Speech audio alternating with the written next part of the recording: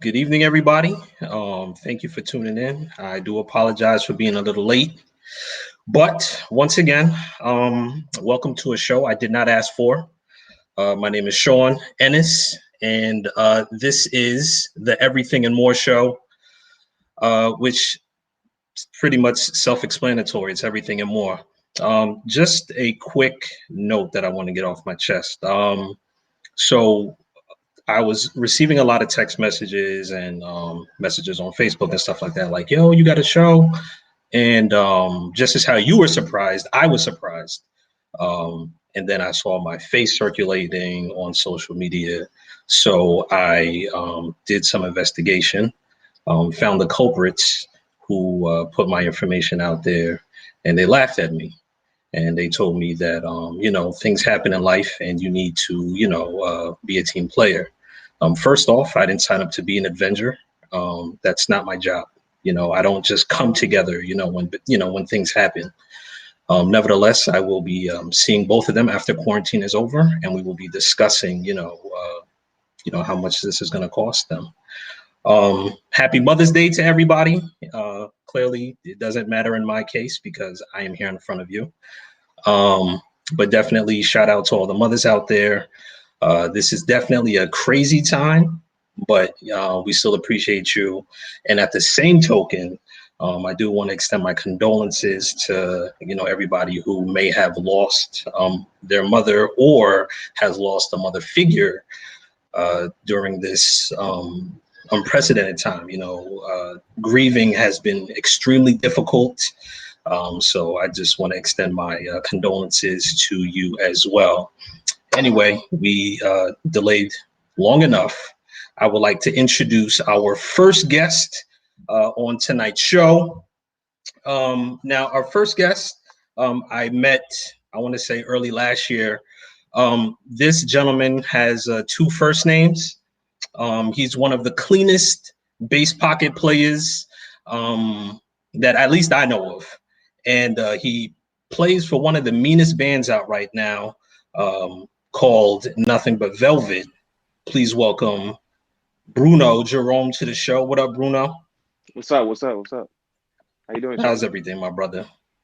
I'm doing good, Thank man. you for waking Glad to up be on with you. time.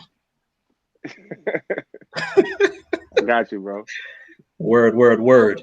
Um, while our other guest gets his technical issues settled in, I have the privilege of introducing this brother right here. Now, this brother is just dripping with sensuality and masculinity. He is one of 30 siblings, and his house currently spans two full city blocks. Please welcome Terrell T. Hutchinson to the show. T. Hey, what Hutch, up, what up? Sean? What up? What up? What up, Sean? Yo, I appreciate you spending your Mother's Day with me, man. Anytime, anytime. What So real what a quick, my day. brother, real quick, Yes. what number are you out of your siblings? I'm the third. I'm the third oldest Now you're the third out of how many? out of nine. It's nine of Nine. us. Yes. 9:30. Yeah, I was kind of close. I was kind You of were close. close. Yeah, yeah. Yeah. But thank you so much. Um, our last guest, who's going to be on a little later, is our pastor, my pastor, Pastor Alfred Johnson the third. So he'll when he sneaks on, I'm gonna give him a little piece of my mind. But again, brothers, thank you for joining. So listen, I'm gonna jump right Thank into you. this. Bruno, you don't look as rough as I do.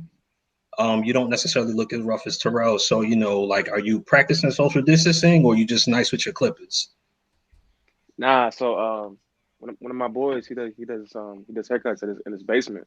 So last week I hit him up. I was like, man, I'm looking rough, and he hooked me up a little bit. He had his gloves on, he had his mask on, so we did all the precautions necessary to keep the Mm. you know Because, I hit my barber up and he cleanliness. never responded. So I'm gonna Yeah, have to take your barber's phone number because I this got you, bro. I got this you. right here, what they put on the flyer, this is not what they're seeing right now. So this Word. is this is quarantine mode right here. And the hat is really Nah, hiding the atrocity that's underneath it right now. So all of this is just insane. But Bro, we all for your pain, bro. yo, it's real out here. But again, the elephant in the room, COVID-19, the coronavirus. I don't necessarily want to say it took everybody off guard or by surprise, but we can all agree that the response could have been better. But as it is now, part of our daily life, Bruno, I know you're a teacher. So, my first question to you is, um, as a teacher, how is this impacting you? And, what are some of the things that, you're concerned about or look forward to? So me personally, I work for an organization called New Jersey Physicians Advisory Group, and what Okay. we do is we go into schools. I go to schools all over the county, and I teach sex risk avoidance. So I'm not a conventional teacher where sitting in a classroom all day, or I don't necessarily work for a board of education or a school per Hmm. se. So I'm not really connected in that sense. But as far as my work, day-to-day work now, I'm still meeting with my team every day via Zoom, and we have different seminars with each other. We're not teaching, we're not doing online teaching with students, but we're still like meeting with each other, and we're using this time to brush up on different skills and different parts of our curriculum that need fine tuning. So Okay. what we're actually trying to do now is create a platform so that we can teach online at some point. But currently, we're not. I'm not teaching, so I don't have the experience of a conventional teacher. But I'm still working now. So thank God I'm still able to work. I'm still able to get my same pay. Um, Okay. Okay. So, Terrell, I know your wife is a teacher, correct?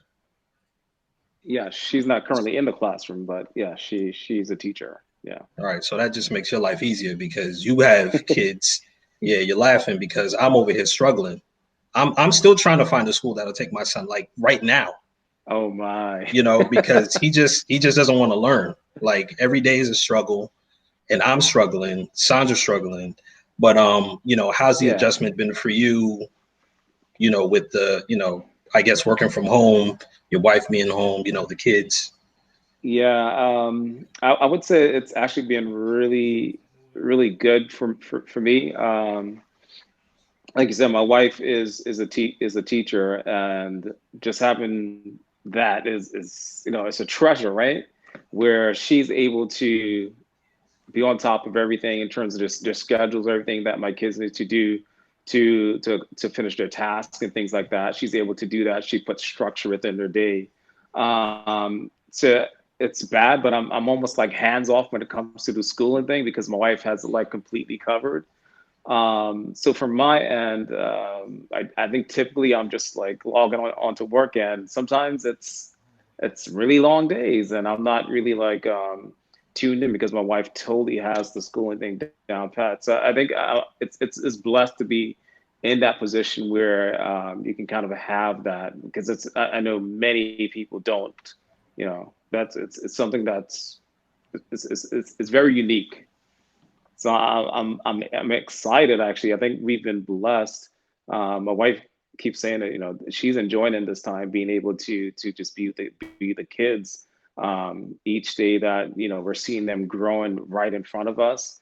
It's different when they're at school in the classroom environment and they come home, but to literally um, be involved in their learning experience, being able to reinforce things, it's just been really awesome.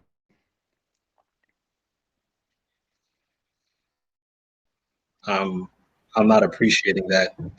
But Can't complain. yeah, I know, I see that, I see that.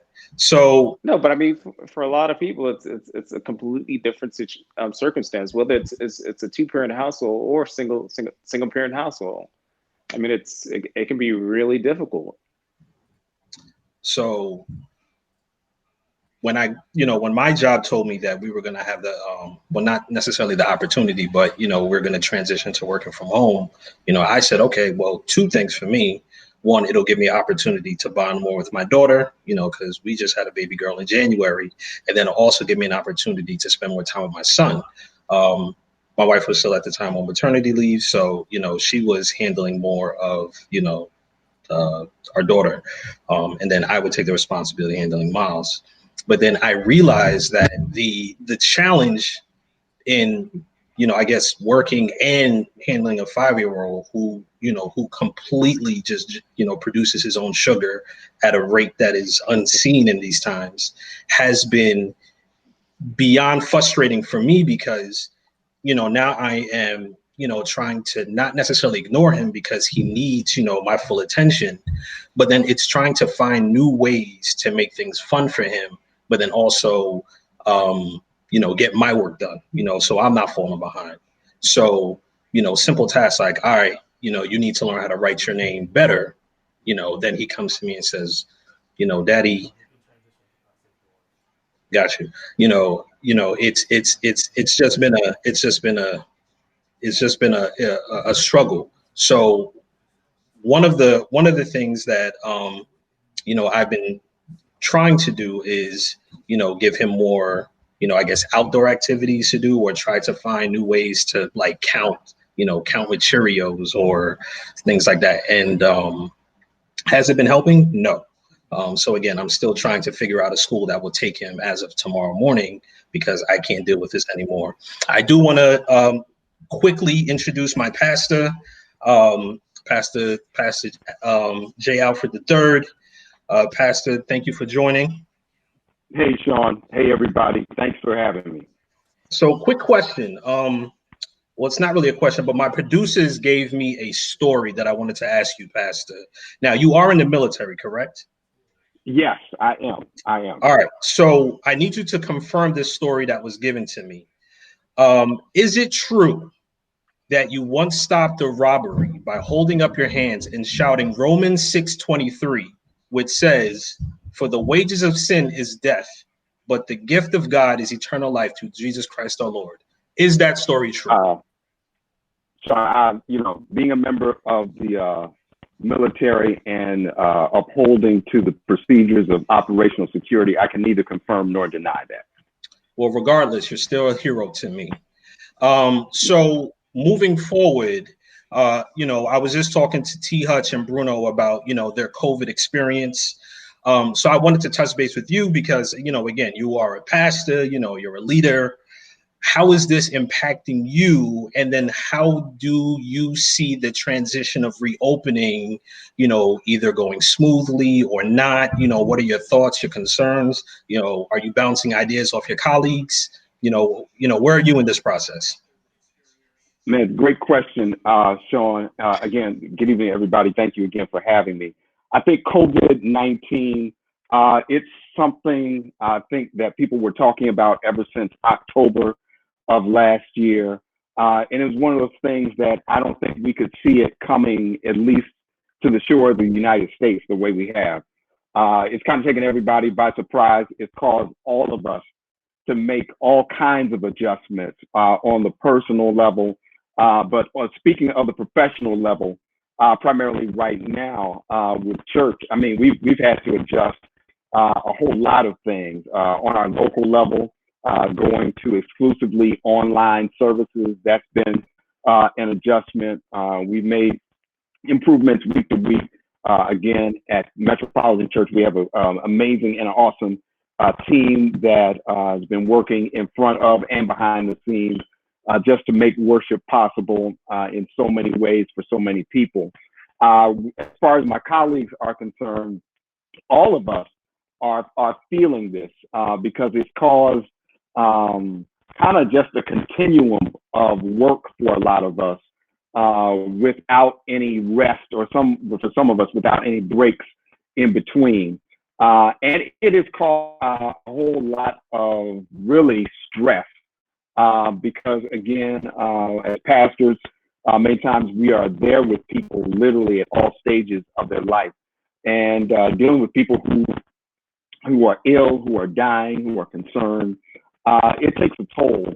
As a matter of fact, every day during the week, I pray with about must be about 70 or 75 other faith leaders of many denominations, of many faith practices from around the state. And one of the things that our leader has been having for the past 2 days is just a specialist come on to just talk to ministry leaders and church specialists about how to deal and cope with stress, even with leading during these times. So that's kind of how it's happening on the professional side for me.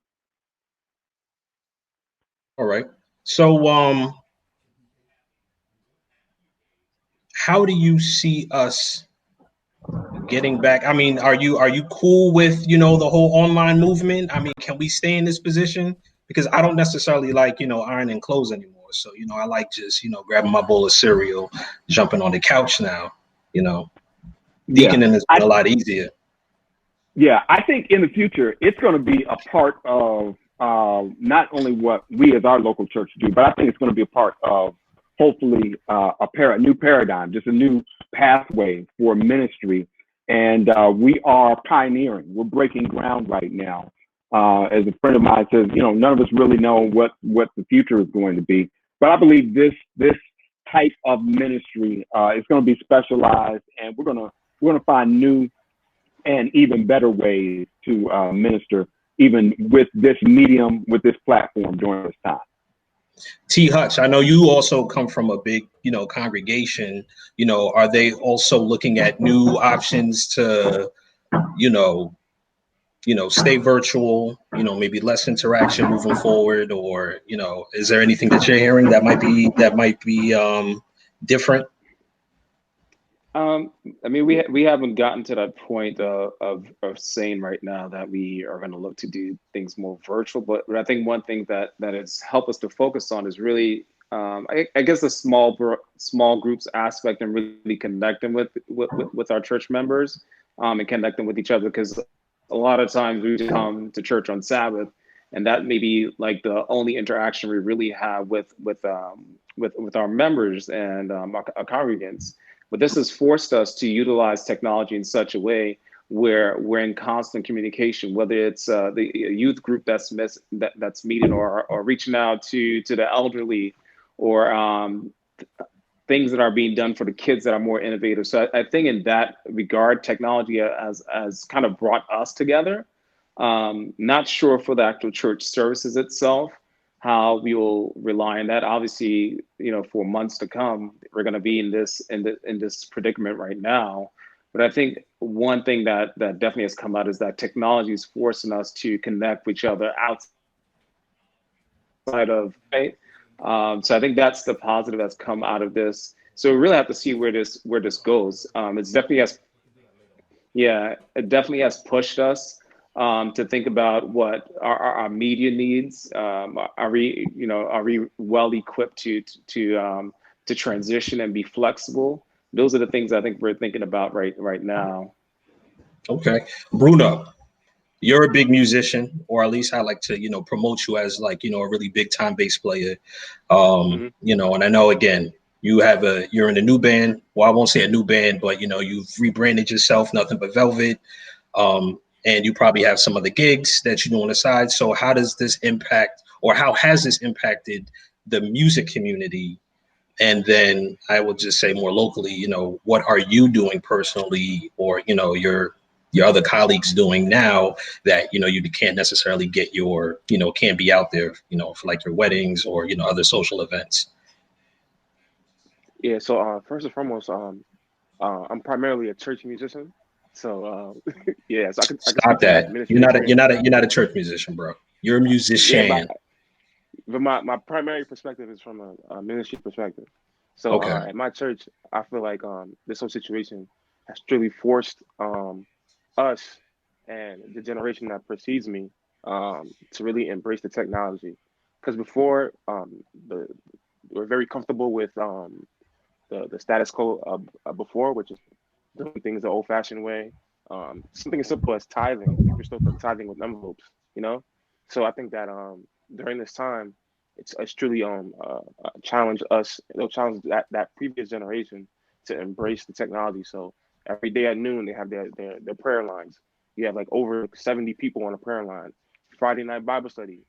On a typical Friday night, you're lucky if you get 20 people. Now that we're doing it virtually online, you get up to 60 people. Why? and engaging with Bible study in a different way. Get people get commenting, get people some things that we'll be able to implement into.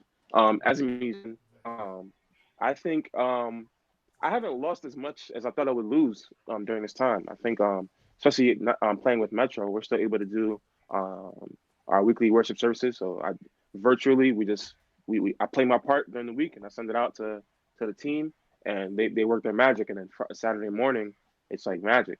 At my Sunday church, I still we still actually go out to church to have a service, but we still implement all the social distancing disciplines. Um, and we're still able to have church for everyone at home who is shut in, basically. I think that's very valuable during this time where some of the more elderly folks they can't go out, they can't interact with people.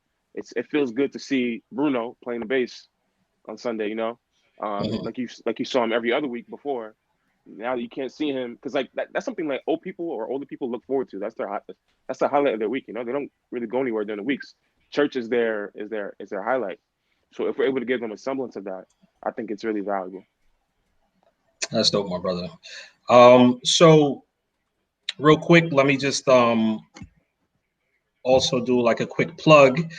May 23rd, May 23rd, 5 p.m. While I am waiting, the Metropolitan SDA and Friends presents, again, while I'm waiting, a virtual concert and worship experience. Admission is free. Donations are encouraged to the Community Food Bank of New Jersey.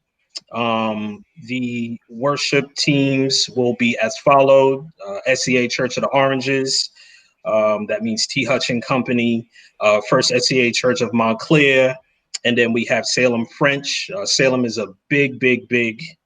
Um, they're just really big. They're just really big in like every facet. Like anytime like there's something going on, Salem is there. Salem is like Google to me. They just everywhere collecting data and then they just out there. But again, May 23rd, 5 p.m. while I'm waiting. Again, admission is free. Just log in. They'll be streaming it live on YouTube and Facebook. Um, and again, this is a concert that has been in months of planning. The same people that have produced this show have been working tirelessly to make this happen with a couple other collaborators. So again, it's going to be an awesome time. And again, May 23rd. So prepare to be blessed. And I will leave it at that. We do have a sponsor for our show. Our first sponsor is brought to you by the year 2020. 2020, we hate you. That is our first sponsor of this show's evening. So again, the producers have been working very hard to get these sponsors. So we appreciate the sponsors that have supported this evening. All right, so again, COVID has impacted our lives, but we actually got a gem dropped on us. So ESPN released the Last Dance series, and that's the Bulls 97-98 championship run.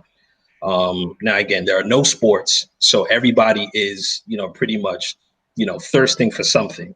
So, Bruno, I know you're a big, big, big, big, big sports fan, and I think everybody on this panel is. And I believe you were going to drop a dissertation on, the first six episodes that dropped. So I'm just going to open up this conversation by saying this.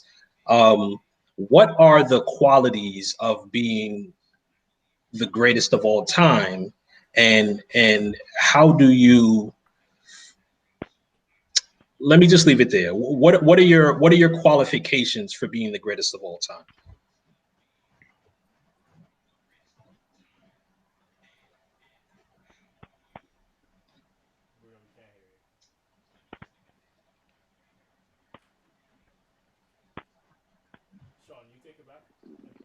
Greatest of all time. Hello.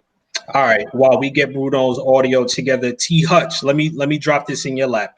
What are your thoughts on Wow.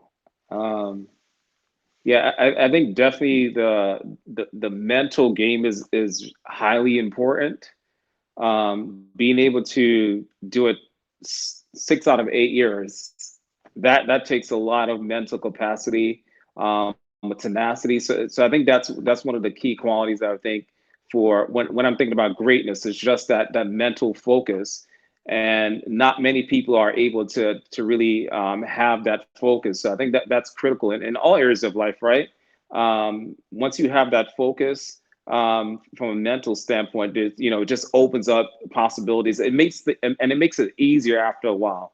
As you can see, as things progress with the Bulls and Michael Jordan, it just made it easier after a while because the mental game was so at a insane level. So I think that really plays into being great. Is just that mental capacity and that tenacity that's really needed. All right, Bruno, you're up. What are your qualifications and your thoughts on the series? Yes. All right. So when you think about the greatest of all time, the first criteria I would come up with is your game speaks for itself, right? To begin with, of course, you got to be one of the best players in the league. You got to be able to lead your team to the championship. It has to be clear that you are the leader. Um, you have to have certain personal accolades, but at the end of the day, you also need the championships and sustained dominance to back up your claim as the GOAT. So when we look at Michael Jordan, I think it's very hard to dispute the fact that he is the number one GOAT of our modern era. You could touch on Wilt Chamberlain, you could touch on the Bill Russells, but their era was a little bit less competitive. When you think about this competitive modern era, you can't look past anyone other than Michael Jordan as the number one GOAT. Now I have an extended All right, perspective as so well, but I'll give Michael Jordan as just no. We're going go to ahead. get back to your extended perspective, but I actually want to ask Pastor, the same question, but I'm gonna flip it a little bit. Pastor, um, is there a greatest pastor of all time? Like, do y'all discuss like the goat of pastors, like regardless of denomination? Like, do y'all sit down and have conversations like, yo, I kind of think Johnson the third, he might be like number two. Like, so I, like how does that work? yeah, I think anybody who pastors, like, you know how tough the job is. So to even try and rank somebody above one or the other, it's kind of, I don't know, it's kind of one of those iffy type of things.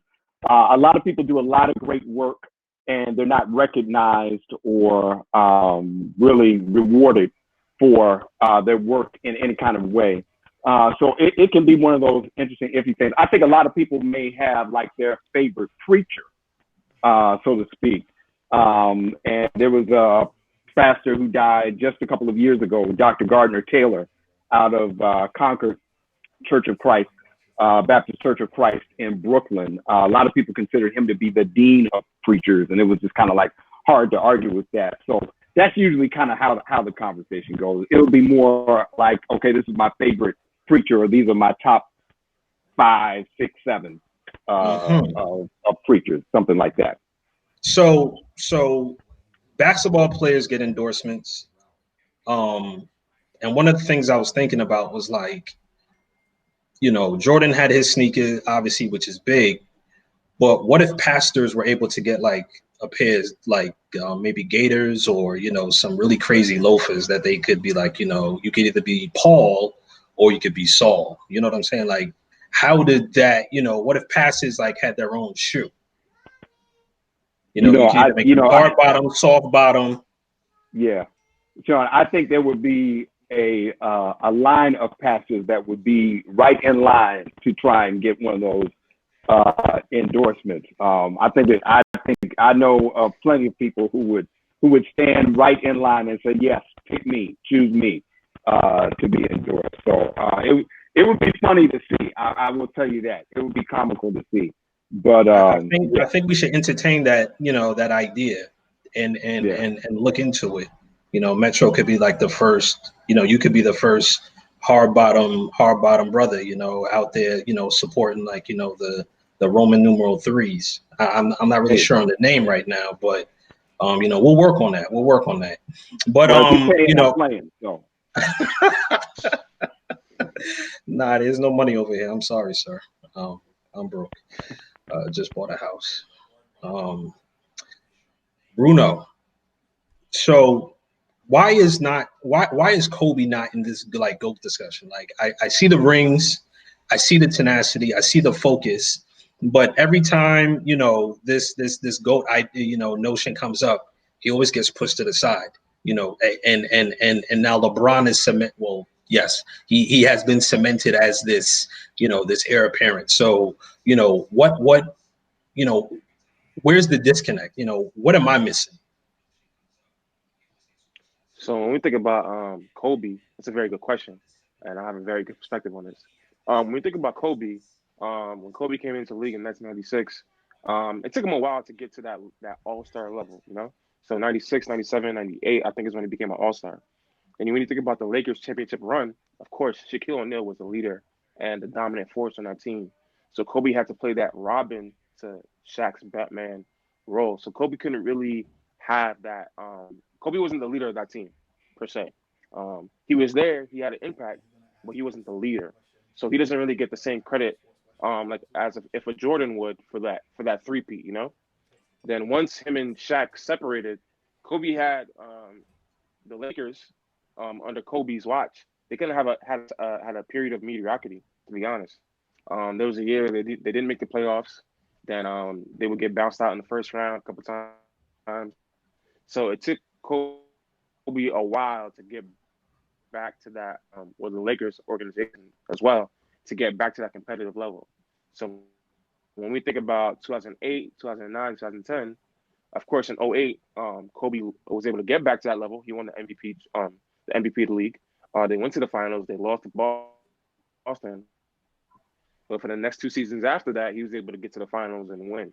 So if you think about Kobe's career, he only had as a leader and as a dominant force in the NBA, he only really had that 3-year run.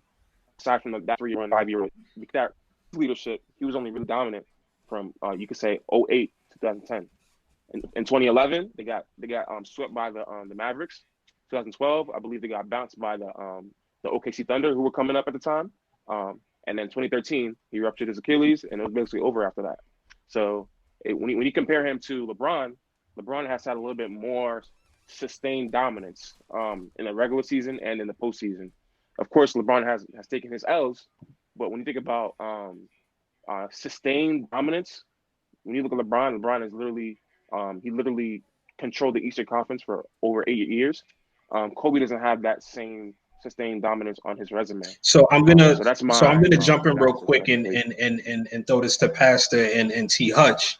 Like how much do championships play a part in, I guess, the new age thinking of GOAT, of this GOAT title? Because again, LeBron has what, three? And there's a debate, whether or not he could have gotten the fourth one this year, if not for the break. I guess we'll see what happens once the NBA comes back. But, why are champion? Why do people clamor for their championships? But if you don't have enough, you can't necessarily get that title, because clearly there's Hall of Famers, who have, not won the chip. So, again, like, where does the weight fall? Is it just yeah, stats, I or you mean, have to have the hardware to back up the stats? I think you have to have the hardware, and it has to be like Bruno was saying, over a sustained period of time, like 6 out of 8 years. That's 6 championships. That's unbelievable. No one else can really say that it did. Obviously, you have the Bill Russells of this world, but the way that I think championships really matter, and then the time frame of that dominance is key also. So even if for me, even if LeBron goes out and win 2 more championships, I still wouldn't put him in that well, he's in the conversation as the GOAT, in my opinion. However, I wouldn't say that he will surpass Michael Jordan. I think he would have to do it over a sustained period of time, maybe 3 championships over the next 3 years, and then I'll change my mind potentially. But I think that the championships is really it's key for me. For me, championships are not an indicator or a checkbox mark for greatness. Because I think there are plenty of players out there who are great players who may have won one championship. And I think it's easy, especially in this era, to be a compiler. That's not to say that there aren't players out there with superior athletic ability. There aren't players out there who are just doing their thing and who have done their thing. You take a person like Oscar Robertson. Everybody who I know and I listen to and that I talk to that says they saw Oscar Robertson play in person, they say he would have taken Jordan to the woodshed. They say he was just that superior of a player. So again, we can only have these imaginary battles on video games and things like that in a conversation. But I don't think I think it's kind of unfair in my book. It's just not any indicator for me of greatness. The number of championships that are had. I think team play, dominance, the era in which you play. I think all of that contributes to whatever we estimate as greatness or what can be greatness defined as greatness for that era. All right. So, so again, The Last Dance, really gives the audience an in-depth look at, at the Bulls, at Jordan, how he operates. Has the documentary thus far changed your opinion about what you may have thought about who he was and what the documentary, has exposed? And that question is to anybody.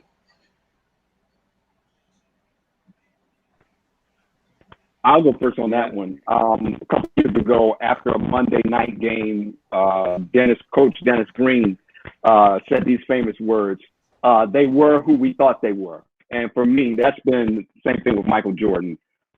He has just shown himself to be more of who I thought and imagined him to be.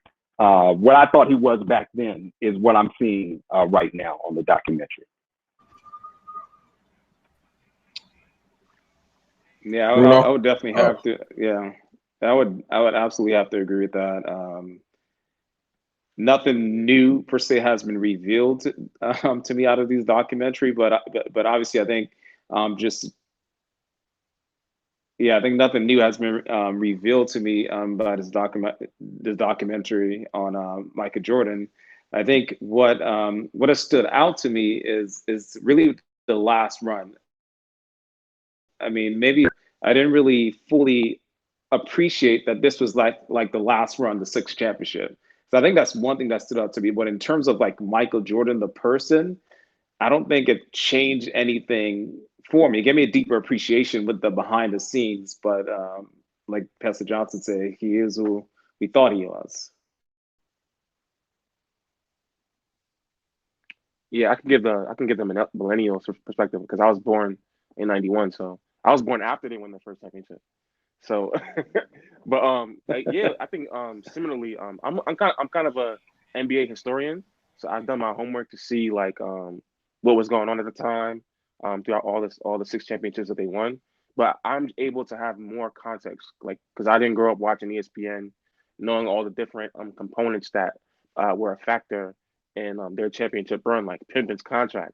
I didn't know that last year everyone knew that was the last year. And I don't know if that was a thing for you guys who experienced it hands on because I was still a kid. I wasn't into NBA yet, but it's kind of weird for everyone to know, like, hey, this is the last year that this team that's been so dominant for so long is going to be together. And understand it just solidified the fact that a lot of times, man or people get in the way of sustained greatness. You look at several different sports teams and different sports organizations. It always comes down to one person's ego or one person's beef that causes the whole thing to crumble. I think that if the Bulls organization was able to keep everyone together and just retool, they could have had even more sustained dominance. But because of one person or a few people's skills, the whole thing came crumbling down. So what has stood out the most to you so far? Like was there anything that was revealed where you were like, oh, all right, or was it more like yeah, I kind of knew that. Has anything jumped out to you that took you by surprise? Yeah, this man was making $2 million a year, while while Michael Jordan's making 30 million his last 2 seasons. And it's so crazy that for an organization to look at a guy who's up and win 5 championships up to that point, last year they're still trying to play hardball with the contract, where they've made so much more than that 2 million than that he's already made. They really could have retooled his contract just to keep the peace, but I guess Jerry Krause, that wasn't part of his plan. But just to see the disparity between what Jordan was making those last 2 years compared to what Pippen was making as one of the best players in the league who had been winning championships consistently. That was the biggest thing that stood out to me. T. Hutch, Pastor, are we agreeing on that, or do you have a different take? For me, I think it was almost like the business shift for basketball players, looking at kind of Michael Jordan, even with that first sneaker deal, where you had the Magic and the Birds there, and Jordan got this phenomenal contract with Nike. And I think that was kind of like a switch for a lot of sports players at the athletes at that point, where they basically saw their value beyond the court.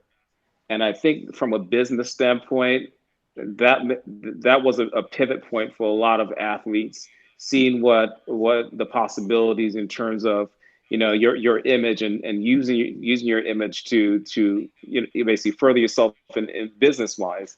And obviously, you see Jordan today; he's a billionaire because of that. So that really stood out to me. Just that mind, that shift of the mind, really, and said, okay, I can pivot this, and this is a business opportunity. This is not simply a career or me doing something for a short period of time because I just love it, but I can really have a big impact here from a business standpoint. So that stood out to me throughout what I've seen so I'm far. gonna jump on that same. I'm gonna jump on that same on that bandwagon real quick and just say that Michael Jordan's mother is the real goat because she forced him to take that Yeah. that interview. So my theory is that Nike made her a silent partner. I mean, Yeah, they have yeah, to, yeah. right? They have to, right? Yeah, I Because agree. I agree. without Yeah. her going there, because Mike said it himself. Mike said, "Listen, I did not want to go there." So everything he did was just kind of like he just did it just off the strength of his mother. Off the Yeah, strength of mom's his always mother. right. And exactly. I defy my mother every single chance I get, son, and I'm always in trouble because of that. But yeah, Yeah, yeah. like she definitely came through and was just kind of like, bruh, like just because you have multiple opportunities doesn't well I guess it's different because for Mike back then, while the opportunities were presenting themselves, he wasn't Right. necessarily in a position to turn them down at that time.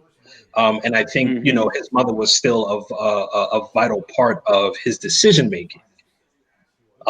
But I think once I can't remember who said it, but he said, Mikey had a they were trying to make 3 million in back in 4 years, and they ended up selling like 126 Yeah. million the first year. The first season, crazy. Yeah, like who does that?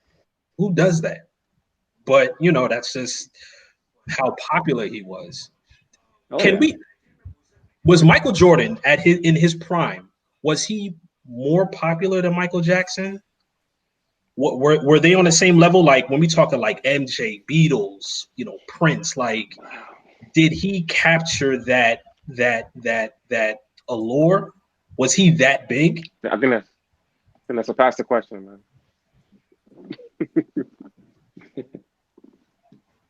Pastor, what do you say to that?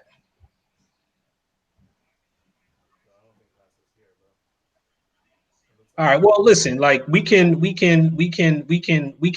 that, but I look at it the fact that once people started finding out about Mike, right?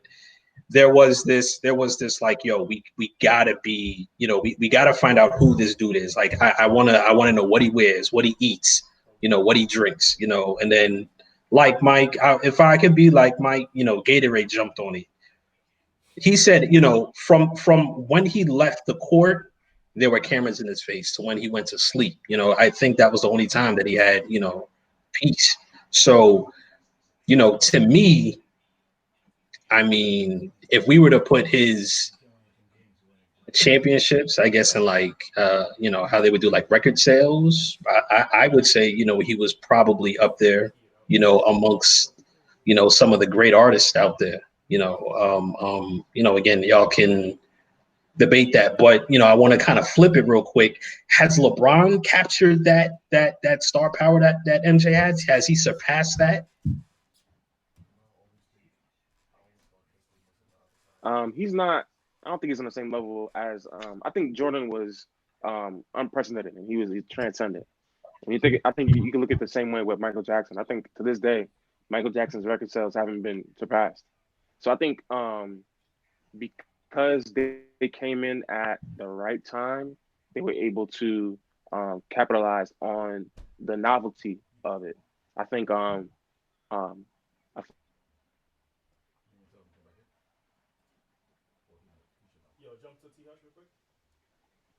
All right, T Hutch, what's your thought process on that?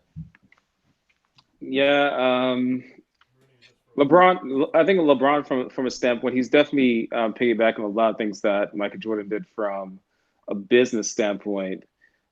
He's a little bit polarizing, and that comes with it. Obviously, he came in as King James, right?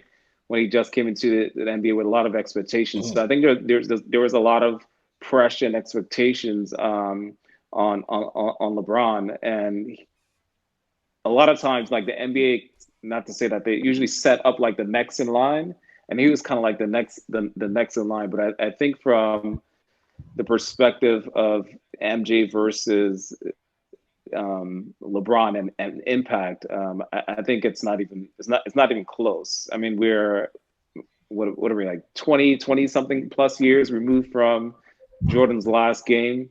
He's still selling, and every single debate, his name has to come up. Maybe we'll say that about LeBron 10, 20 years from now. At this point, it's clear that the impact that Jordan has had it's far surpassed what LeBron has done. Is there any sympathy? Not to take anything away from him. All right. Is there any sympathy right now for Isaiah Thomas? Anybody can answer that. Wow. I just want to know. Oh, definitely. Any sympathy? I can answer that. I think there's a lot of sympathy for Isaiah Thomas. I think one of the things this last dance has shown me is that in building your brand, to the victor goes the spoils. Because this has really not just been about the last dance. It's kind of been about cementing the legacy of the Bulls, especially during that era, in the minds of, I guess, modern onlookers. I think for me at least, there's a lot of sympathy for Isaiah Thomas during this era, because one of the things that sticks out to me from that era is that I think we've got to keep in mind and remember the Bulls only beat Isaiah and the Pistons once. It's not like they were going back and forth. You guys win one year, we win the other year. The Bulls only beat them once, and as they were on the way down. So I think, honestly, the Pistons had their number. I mean, we're just rolling over them. And then, we've seen behind the scenes footage of how they were trying to bulk up and deal with the Jordan rules. But I think, yeah, Isaiah, he has a lot of points because, I mean, he was a superior player during that time, and I think he's one of the all-time greats. Bruno, you were saying something? I was saying I don't really have I don't have any sympathy for Isaiah. I think that Yeah, like they were able to have their run as a bad boy Pistons, in '89 and '90. They had to climb the hill too, to get there. The years preceding in like '86, '87, they had their struggles, but they could have showed some sportsmanship because the thing that got to me was that they showed that the year before when they beat Jordan, Jordan was dabbing them up. Hey, I'll see you next year. You're showing that respect. I don't see where the pride comes in the next year, where if they beat you down, you gotta like But leave do the we really court. need respect in this game? I mean, like, if I generally don't like you, why should I have to shake your hand? And I understand like the whole sportsmanship aspect of it, but don't we need more rivalries now? Like, has the It can still be a culture shift? rivalry. It can still be a rivalry, but you can still respect at the end of the game. Like you beat me, bro. Like all right, like just keep it Nah, moving. I, I I still I don't like you, personally but like you to be beat in my me. feelings. Like I'm probably one of the saltiest people that you'll ever come across, son. I don't like losing, and I lose all the time, me, and me that is personally, I don't. frustrating. That's not me. I would love to play you in Uno, son. I really would. I think we should just do That's like what an I'm Uno saying. tournament. At the end of the day, that pride that the Pistons had, or that pride that Isaiah had, that was a sticking point for him not making the dream team. So if he had let his pride down, maybe he might have been able to have that experience that he's so salty about today. Just show respect, bro. You lost. Show respect. You got your 2 chips. Now it's my turn. Pass the torch. So the DAP really let so by him not dapping him up, really left him off the dream team.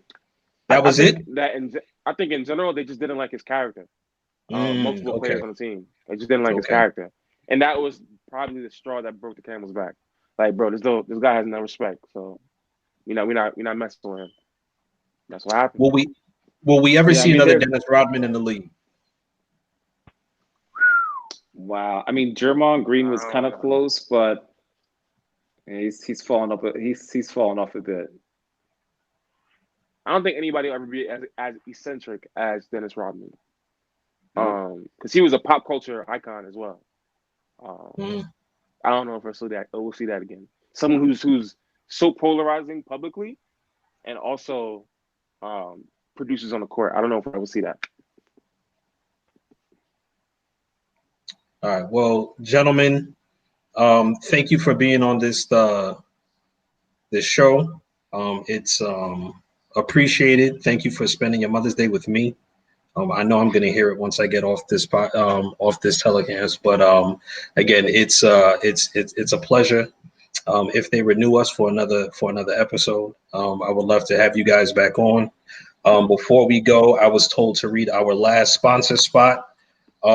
This one is brought to you by Lotion. It's quarantine season, folks. Just because you're inside doesn't mean you should neglect your daily rituals. Lotion, your skin and your ankles are thirsty. Once again, thank you guys so much for being on this podcast show live thing that we're doing. Um, I'm gonna talk to the producers, see what they have in store. But again, we will check in with you guys next week. So stay tuned and be well. Stay inside, and if you're not practicing social distancing, I'm a know it because you guys are gonna have fresh cuts. So I will definitely be checking your social media feeds.